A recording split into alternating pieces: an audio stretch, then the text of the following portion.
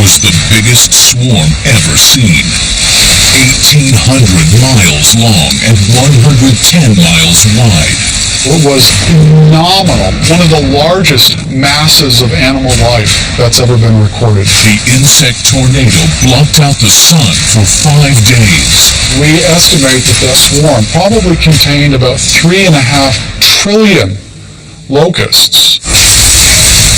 Wherever it touched down, fear, famine, and starvation followed. Locusts are intimately associated with the wrath of God. But this was not some biblical plague.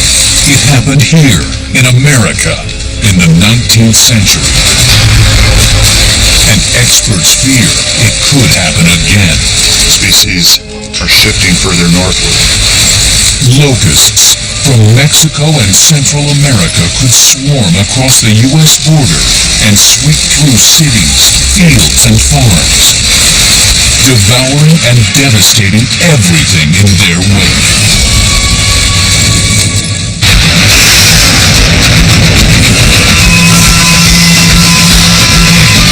Super swarms on Mega Disasters.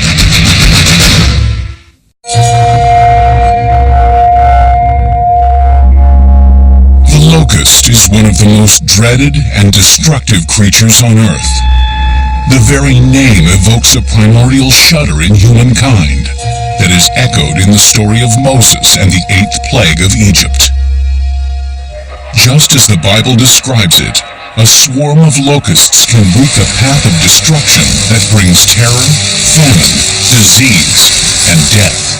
What's terrifying is not the individual, but the numbers, sort of like Alfred Hitchcock's bird. One bird isn't terrifying, but an entire flock of birds out to get you is horrifying. This perfect swarm can really bring starvation to entire country, to very large areas, and it happened many times in the historical past. There were millions of people that died from starvation. For centuries, and on every habitable continent on Earth, farmers and families trying to till the land and plant crops have witnessed the terrors wrought by swarms of locusts. It's almost as if a firestorm has come through. If you can imagine a raging fire with everything burnt down to the stubble, the only thing that's missing is ashes. I'm sure the fear that locusts strike in people's hearts ultimately probably dates back to the fact that plagues of locusts are mentioned in many of the religious texts, the Bible, Quran, Torah. In the book of Exodus, when the Egyptian Pharaoh does not let the Israelites leave for the Promised Land, God sends a swarm of locusts to punish him and plague his lands. Exodus 10:15 states, "They covered the face of the whole earth, so the land was darkened, and they did eat every herb of the land, and all the fruit of the trees. And there remained not any green thing." The question always comes up, is this plausible? Could this have happened? Is this sort of just a completely fictive event? One reads Exodus, it turns out that the winds they talk about bringing the locusts, the winds are, I think they come on the east winds and are blown out on the west winds. These sorts of wind patterns are still the sorts of patterns that we expect to bring locusts to that area, say from the Red Sea zone over to the Nile. And so when you match up sort of the description of the winds that preceded the locusts and where the locusts landed and the sort of destruction they did, it seems entirely plausible. Entomologists believe that the species of locust in the biblical 8th plague was the desert locust. We know that particular species is the desert locust because that's the only species that occurs in northern Africa. Many times it was found in Egypt and in nearby areas. The desert locust is a specific species of locust called Schistocerca gregaria, and it has a huge range. It exists all the way from West Africa over into India, over in Asia. At a distance, a swarm of desert locusts, like the ones described in ancient texts, would have looked like a huge brown dust cloud. Experts believe the biblical swarm could have infested thousands of square miles. Usually, a swarm consists of several million locusts, more than 10 million locusts. Even with no wind, a desert locust swarm flies up to 7 miles an hour. It seems as if it's just a weather event, a cloud on the horizon, sort of a dark cloud. But this cloud, as it draws closer and closer, looks very different. It begins to shimmer. That's the light reflecting off the wings of the locusts. And it draws closer and closer. It's at first just seem like hailstones because at the leading edge, they just sort of pelt a few at a time. And then they come faster and more furious, and you realize that the storm itself is a swarm of locusts. Once the locusts get really close, you'll hear their wings flapping, so it'll make a crackling noise. Hundreds of millions of papery wings beating against the air and beating against the sides of the insect. That's this sort of thrum, humming, buzzing, sort of swirling sound. How a swarm chooses where to land is still a mystery. There's some indication that they are keying in on certain wavelengths of light, which are an indication of food, so they're looking for greens and yellows. The same way a traveler on the road would look for a sign that says McDonald's this way. Rather than golden arches, they're looking for green spots. When a locust swarm does touch down, devastation follows. Locusts, when they eat, they don't have jaws like humans do. They have what are called mandibles, and their mandibles move side to side in front, and they cleave the vegetation and grind it a little bit before they swallow it. Even though an individual desert locust weighs only about half an ounce, experts calculate that a typical swarm of 3-inch-long insects can inflict awesome destruction. It's often said that a locust eats its body weight in food a day. We're looking at somewhere around 200 tons of vegetation being destroyed by that swarm on a daily basis wherever it's settled. And it's not just crops that locusts devour. They will eat any kind of plant. They will eat trees. They will eat houses. It's made of wood.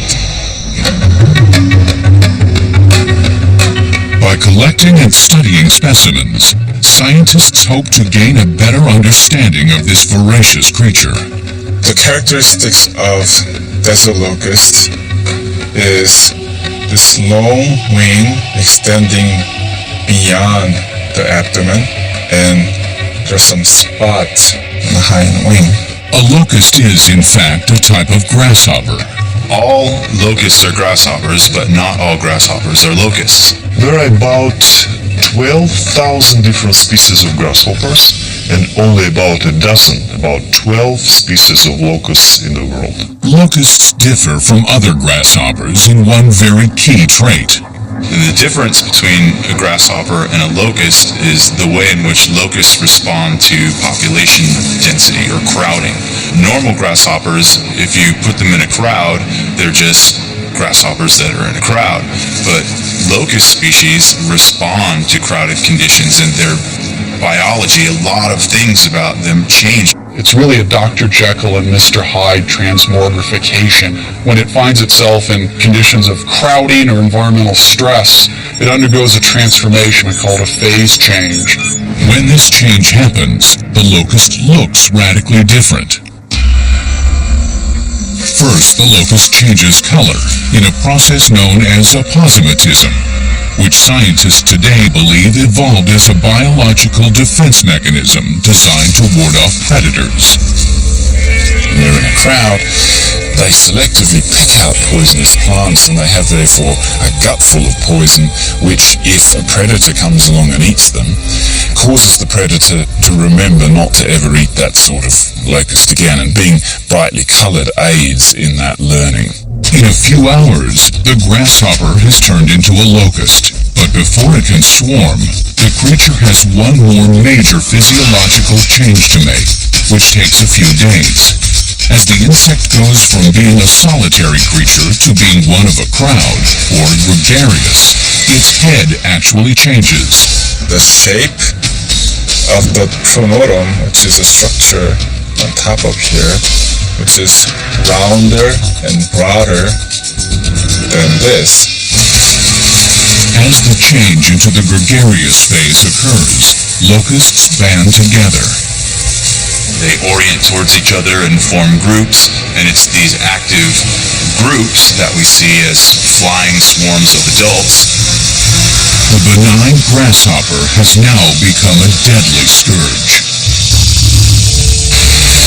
Locusts have plagued humanity for centuries. Roman author and naturalist Pliny the Elder in the 1st century AD wrote about the worst cases of locust-wrought death and devastation ever known. In Libya, for example, in Cyrenaica, over 2 million people died after one of the desert locust invasions. Died from starvation because the locusts completely devastated the agricultural areas. As human settlements and farming expanded across the continents, so too did the severity of insect plagues. When you go from hunter-gatherer to agriculture, concentrate your food sources and rely on that food source for subsistence agriculture, add a locust and you've got a disaster. America has not been immune to the threat of locusts. Huge swarms struck the pioneer settlers trying to farm the American West. The first Latter-day Saints, or Mormons, to enter Utah fought to save their precious crops from a wingless relative of the locust, known today as a Mormon cricket. The plague had come to the area, much like the Great Plagues that occurred in Egypt. For 3 weeks, insatiable bands of marching insects laid waste to the Mormons' crops. With their lives threatened by waves upon waves of the voracious pests, the Mormon settlers fought and prayed for deliverance from famine, starvation, and annihilation.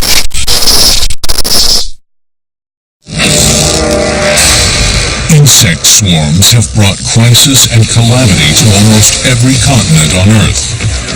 Locusts and other insects have catastrophically struck Europe, Asia, Australia, and the Americas at some point in history.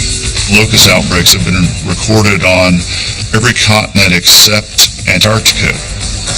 But it is the African continent where the extreme climate conditions are ideal for locust procreation and population growth that has been hit the hardest.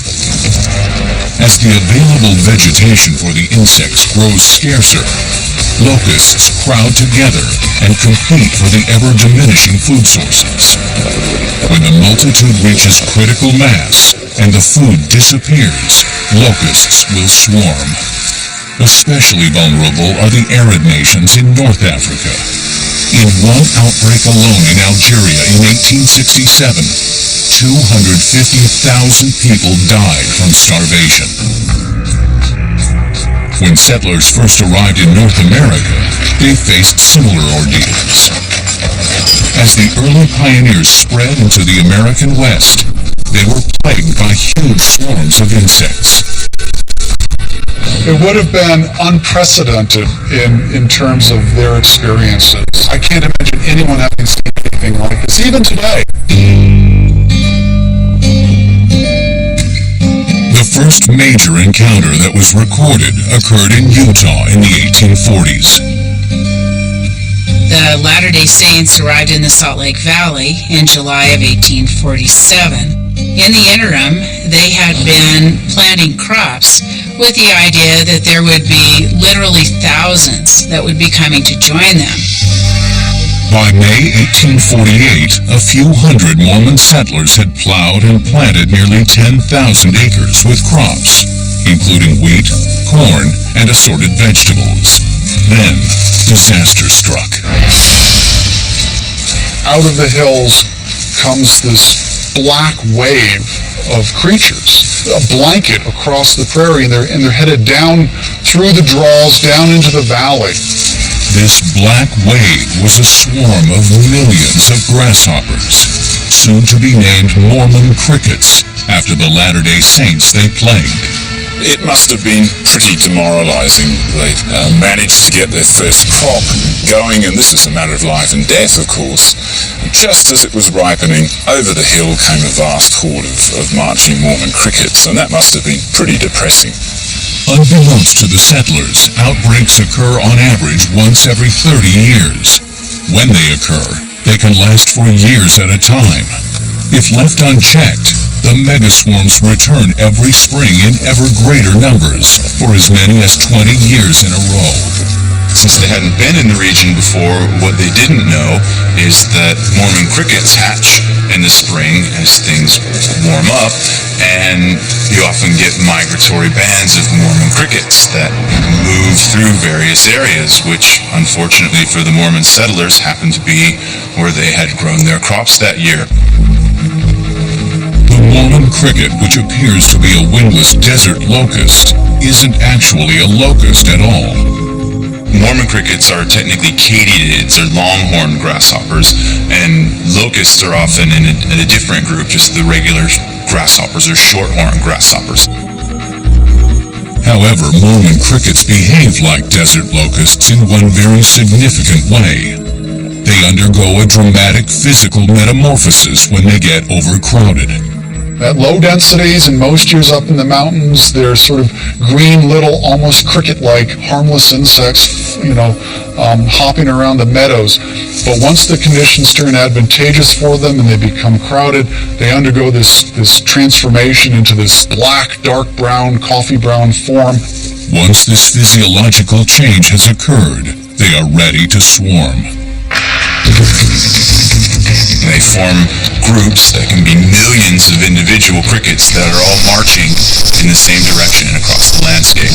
On average, a Mormon cricket is 3 times the size of a desert locust, and so can eat 3 times as much. Mormon cricket individuals can be up to 3 grams, and we know for a fact that a Mormon cricket can eat its body weight in food, at least in a single meal, because a single Mormon cricket can cannibalize and consume the entire body of another similarly sized Mormon cricket in one meal. If an individual from a band, a swarm, gets injured, they'll eat that individual. Other individuals will jump on and they'll eat each other. Turns out it's this cannibalism that's one of the driving mechanisms of movement within the band. The crickets need to keep moving in order to avoid being attacked by the crickets approaching from behind. So this whole process is basically a forced march driven by cannibalism. The terrifying thing is that there's basically no way to stop them. They're sort of like this living wave rolling across the ground of these black insects. They're omnivorous, meaning that they eat everything. They eat plants, they will eat carcasses. There's even reports of them biting humans and drawing blood. These early Mormon pioneers faced many tests, but the onslaught of the marching crickets was the most difficult. Pioneers who had buried children along the trail, who had endured cholera, all kinds of problems. They'd finally landed in a place where their leader, Brigham Young, who is viewed as the American Moses, was saying this is the right place, only to find it appeared like perhaps a plague had come to the area, much like the Great Plagues in Egypt. For sure, many would have viewed it as a test of faith. For 3 long weeks, the insatiable crickets poured into the Salt Lake Valley. The crickets were directly taking foods from their mouth, potentially wiping out the food that they're trying to grow for the coming year. The question was how to stop them. They came up with several ideas. Each one of them failed. The Mormons tried to bury, burn, and drown the crickets, but nothing could deter the onslaught. It just seemed like everything they tried didn't work. The result was they prayed to their Father in heaven and asked for relief. According to Mormon accounts, after 3 weeks of constant plague, a flock of seagulls entered the valley and began to consume the hordes of swarming crickets. The seagulls kept coming. Some accounts will have them flying all the way to the Great Salt Lake, dropping the crickets into the lake and then coming back to get more.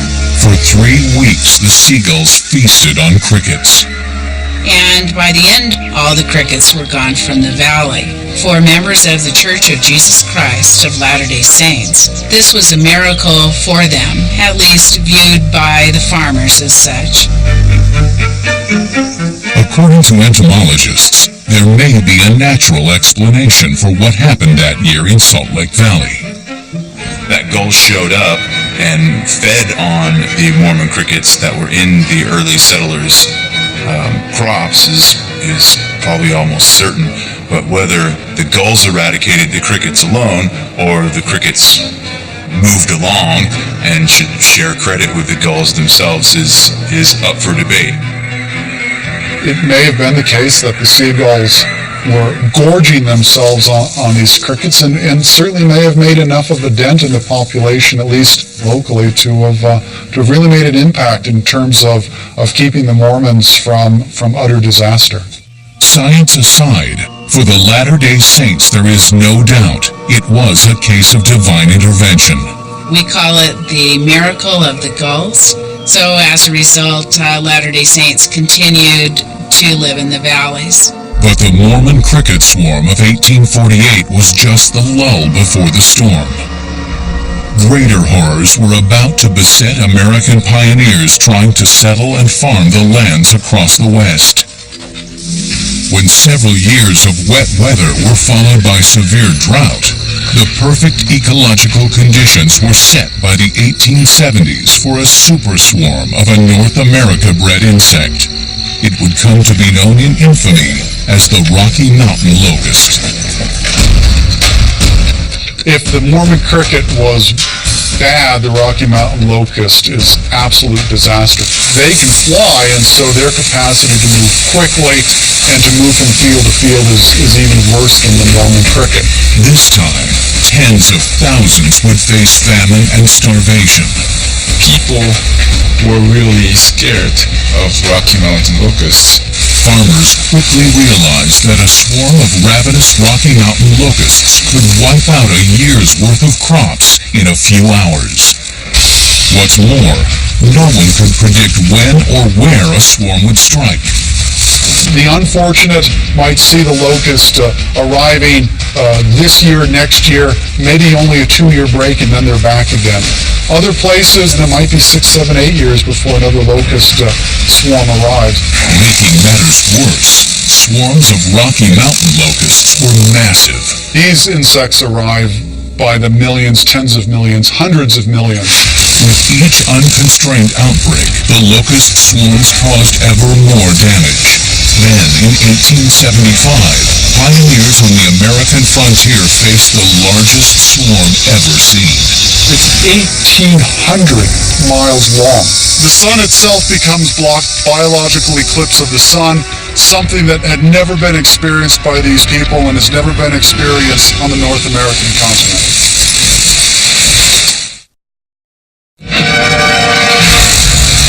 In 1875, in the Rocky Mountains, the sun was blocked for 5 days by the largest swarm ever seen on Earth. So it was a phenomenal, one of the largest masses of animal life that's ever been recorded. It came to be known as Albert's Swarm, named after a Nebraska physician who measured the onslaught. Albert Child turned out to be not very interested in locusts at all, but what he was really in love with was meteorology. He was a weather watcher, an early climatologist, a reporter of weather conditions. Child first sighted the swarm in Nebraska on June 15, 1875. Child, of course, sees a swarm as sort of a climatic or a weather event. So what he does is he measures as accurately as he can the flight speed of the locusts that are passing over. And he does this based on both their flight speed and his measurements of wind speed. Child calculated that the swarm front was moving at 15 miles an hour.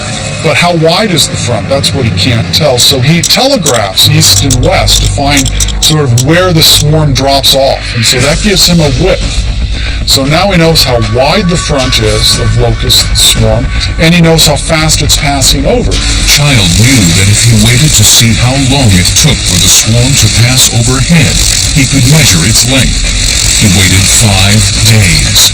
And when he does the numbers, the swarm is at least 100 miles wide, and then it's 1,800 miles long.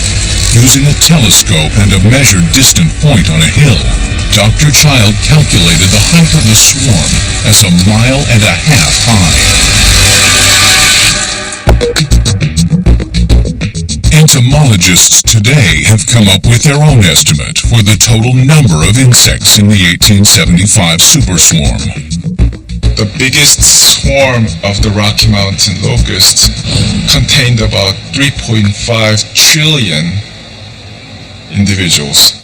Albert's swarm stretched across the length of the western United States. In total, an area encompassing 198,000 square miles.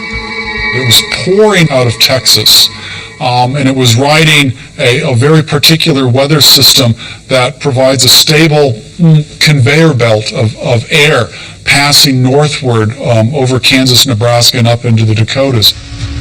For American farmers on the western frontier trying to plant their crops in June 1875, the sight of the largest swarm in human history would have been terrifying. The locusts are coming over the horizon, a brownish, yellowish cloud descending on this land. And then you begin to hear the swarm. The farmers figure out pretty quickly this is not a storm. At least it's not a weather storm, it's a biological storm. And then blankets of locusts come. They're coming everywhere, crawling on you, in your hair, into your clothes, through everything and everywhere. Making the situation worse for the settlers, no one knew where this ravenous superswarm would touch down. It makes it seem somehow magical or evil. One district can be absolutely decimated. A district a short distance away may suffer almost no damage. Sort of like a twister.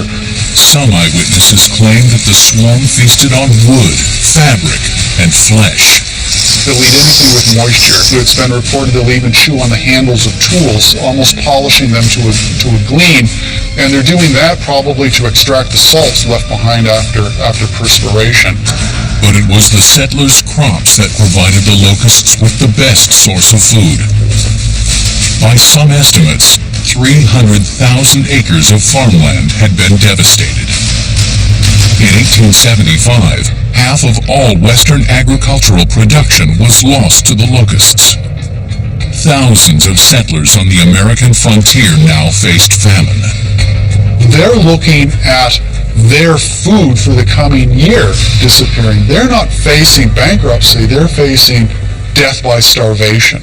Stationed out west, U.S. Army General E.O.C. Ord was so shocked by the suffering that in October 1875, he petitioned the government back east for aid. 100,000 settlers were at risk. And so what Ord did was to convince the government, first of all, to release U.S. military property in terms of clothing and shoes to protect the people from the oncoming cold. Thanks to General Ord's pleas, for the first time in American history, the U.S. government sent the Army on a relief mission. In that winter, about 2 million food rations were distributed throughout the locust-impacted areas. Despite the best efforts by General Ord and the Army, historians estimate that several hundred Americans may have died of starvation in the 1875 plague. No official numbers were ever reported. While the locust swarm of 1875 would be the worst in terms of crops destroyed and lives lost, it would not be the last on the American frontier. Somewhere in the West, the locust was probably doing damage every 3 to 5 years, with major outbreaks probably occurring every 6 to 8 years. For farms to flourish and the West to be settled, the locusts had to be controlled. In 1887, Congress created the United States Entomological Commission and appointed scientist Charles Valentine Riley to solve the locust problem. C.B. Riley was the first person to systematically investigate the biology of the locust to figure out how to control them. Riley was the first to detail the 3 life stages of the locust: egg, nymph, and adult. By tracking the locust across the country, he also discovered the creature's breeding ground. Riley found that the locust originated from fertile river valleys high up in the Rocky Mountains. When the conditions turned right for its populations to reach high numbers, high densities, which would trigger the transformation into the migratory phase, it would come pouring out of those mountain valleys down across the prairies in search of food. On the way, the locusts seed the ground with the next generation. They'll mate and they'll lay egg. The cycle continues. If you multiply that by millions, then you end up with a lot of locusts. The way to stop the locusts, Riley concluded, was to destroy their egg pods. The time to attack the Rocky Mountain locust is before it emerges from the ground. They understand that it's the egg stage that's the vulnerable stage. Riley's findings spurred a massive effort by farmers to stop the locust eggs from hatching. Slews of ingenious machines that sucked, burnt, and poisoned were dispatched west to try to eradicate the pest that plagued the frontier farmers. They're clever, but I'm not really sure if they really worked. Then, suddenly, the Rocky Mountain locust vanished. In a period of about 10-15 years, the most phenomenally abundant insect in the history of North America went from breathtaking numbers to extinction. Its death was almost instantaneous. The last known sighting of the Rocky Mountain locust was in 1902. A small swarm was seen flying through Manitoba, Canada. It would be the last locust swarm ever sighted in North America. Some attributed the demise of the locust to the government's eradication program. But many experts today believe that the real reason was deceptively simple. The farmers who moved into the valley crushed the locust eggs when they plowed their fields. At the same time, livestock are moving in, so they're grazing in the streamside areas. They're trampling this habitat of the Rocky Mountain locust. The American pioneers who had witnessed the biggest swarm ever seen had their revenge on the locust. They survived and thrived. But locust swarms of catastrophic proportions still occur all over the world. The people who are most affected by these swarms are often the subsistence farmers, people who are reliant on their local food production for the food that they need to survive. In order to save precious lives, scientists today are conducting a host of high-tech experiments that may unlock the mystery of why locusts swarm. This research could be critical. Some experts believe that if the climatic and ecological conditions are right, we could be on the verge of another catastrophic plague of locusts in the United States.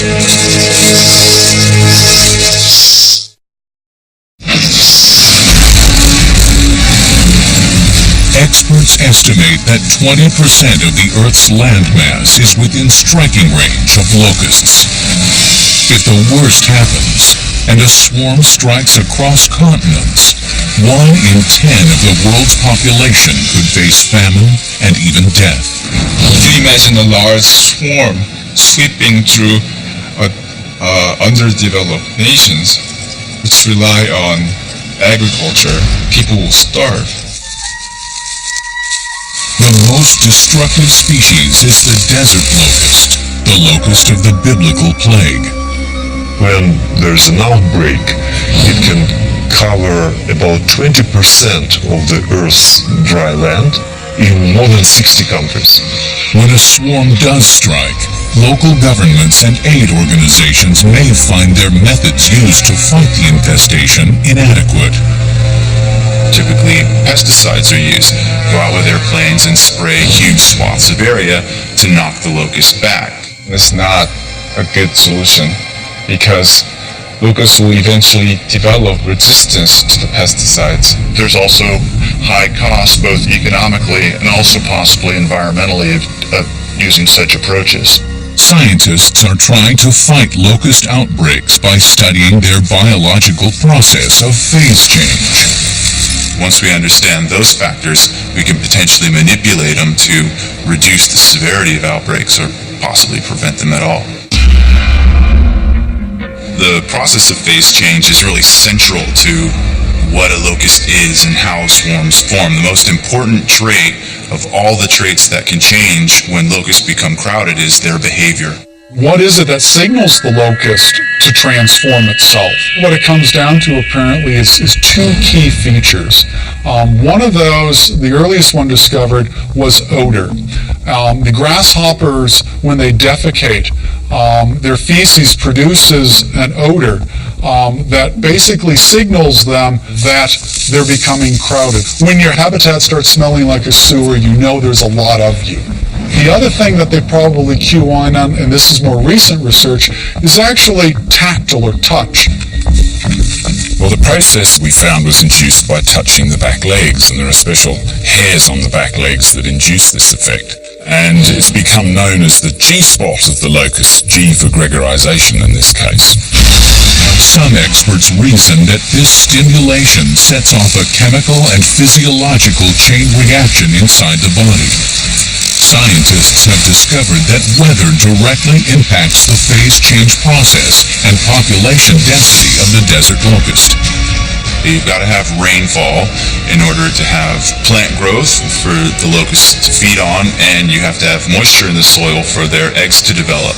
Given a number of generations of good breeding conditions caused by good rain and suitable vegetation and moisture for egg development, the populations can build up and boom. On average, swarms occur every 7 to 10 years, but it depends on climate. If a few years of rainfall are followed by drought, the gregarious locusts get anxious to migrate. As conditions become drier, the area of suitable habitat for locusts contracts. So the locusts, they're going to become crowded and ultimately come in contact with each other. And it's this contact among the individual locusts that causes them to shift from the non-migratory to the migratory phase. So this changes their behavior.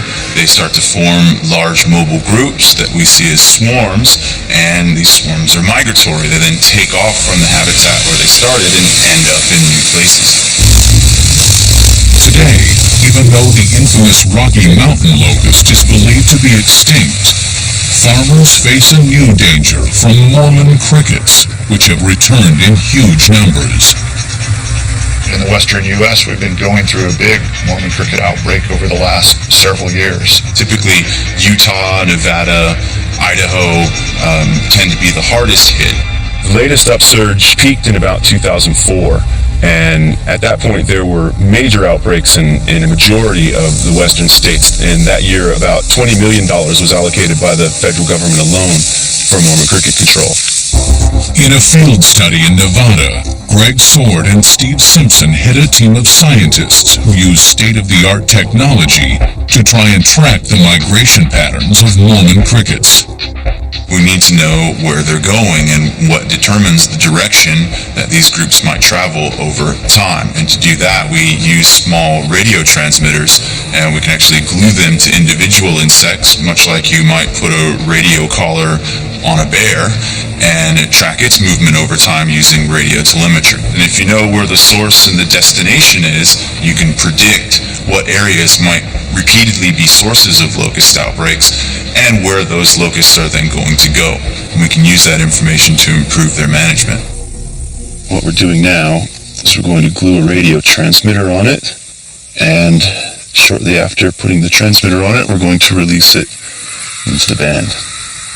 So we put a little drop of hot glue, the radio on its back, orient the antenna so it's down the body. We're good to go.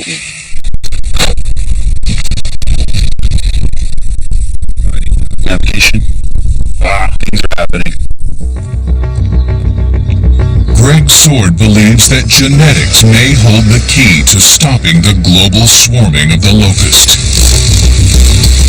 We're able to look at its DNA, and we can use this information to identify the specific genes that are turned on that result in the expression of migratory behavior. Ultimately, it may be possible to manipulate the expression of this behavior at the genetic level. In other words, stop them swarming. But control techniques remain in their infancy, and it may take many years before this research yields practical results. Meanwhile, some scientists warn there is a more immediate area of concern. They believe that global warming is increasing locust populations worldwide, and it is also changing their migration patterns. They say it could drive swarms of Central American locusts into North America. There's even outbreaks going on right now in the Yucatan Peninsula area of Mexico. Some experts predict that with global warming changing climate patterns, locust swarms could once again sweep through the western United States.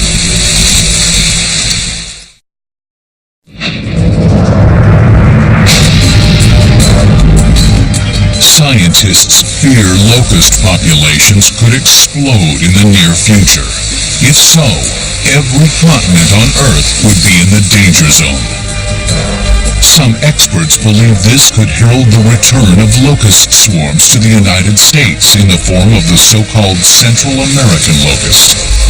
We do have some indication that species distributions in North America are shifting. In particular, species are shifting further northward. A recent study of the geographic distribution of grasshoppers points to an ominous trend.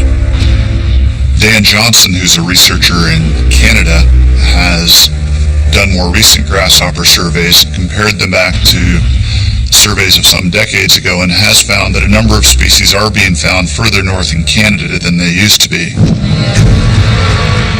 With the right climatic conditions, locust numbers build. When this happens, the insect senses increased competition for food supplies. Then, a tipping point is reached, and each insect quickly changes its shape, color, and behavior. Once completed, the locusts form one giant swarm and take off. If the size of the swarm is big, if it contains several million individuals, then of course people will freak out. Entomologists fear that in this worst-case scenario, a swarm of Central American locusts could head north in search of food and water. Let's say this locust outbreak moves up from Mexico into the southwestern United States. Locust swarms moving into Houston, moving into Phoenix and Tucson, San Diego, Los Angeles. It would be frightening, it would be incomprehensible, it would be terrifying. The sky darkens as the insect tornado closes in on the city. If they reach big cities, they can really create a havoc. They're ubiquitous, they go everywhere, they fly, they hit you in your face, they hit you in your body. Crawling into your clothes, under your clothes, into window screens, piling up against your house. So many locusts landed on the roads, and cars then drove over the locusts and caused slick driving conditions. You might get some more traffic accidents.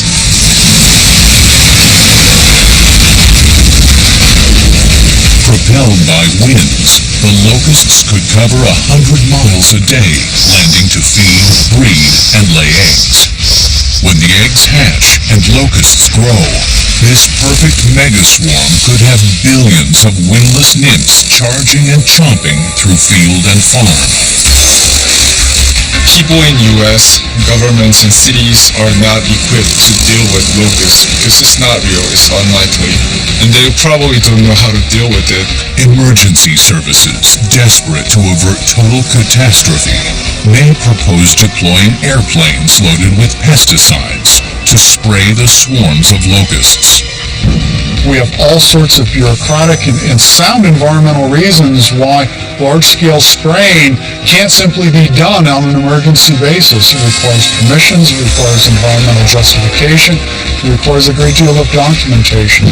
We probably don't have enough aircraft available for this either in terms of dealing with this. When locusts are already airborne, then chemical pesticide will not be that effective. The other problem with chemical control is that you may not have a long-term control. You knock the populations down, but some research indicates that you may actually make it a little bit more likely you'd have an outbreak in the future. Public anxiety would grow. This familiar sense of fear, loss of control, panic, blame. What's causing this? Who's in charge? Why isn't something being done? Experts estimate that the nation's 200 million and more acres of crops could be decimated. Our supply of important crops will be basically gone in a matter of a few days. Billions of dollars would be lost in agriculture alone, and thousands of ranchers and farmers could lose their livelihoods. Food shortages and famine could follow. The impact in terms of its duration could be 1, 2, 3 years. Would the locust swarm cause hunger? Not for us. Would the locust swarm cause hunger elsewhere as we have the money to buy food that may be limited for other people? That becomes much more likely. So my sense is that we would transfer the hunger to poor countries.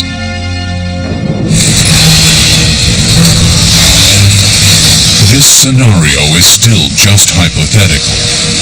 For centuries, millions of people the world over have witnessed, endured, and suffered the devastation and death carried by locust swarms.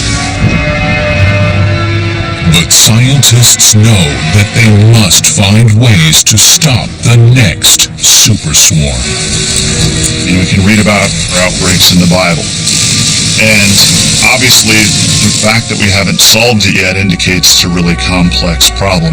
We need to have a better understanding of the basic ecological processes that are occurring before outbreaks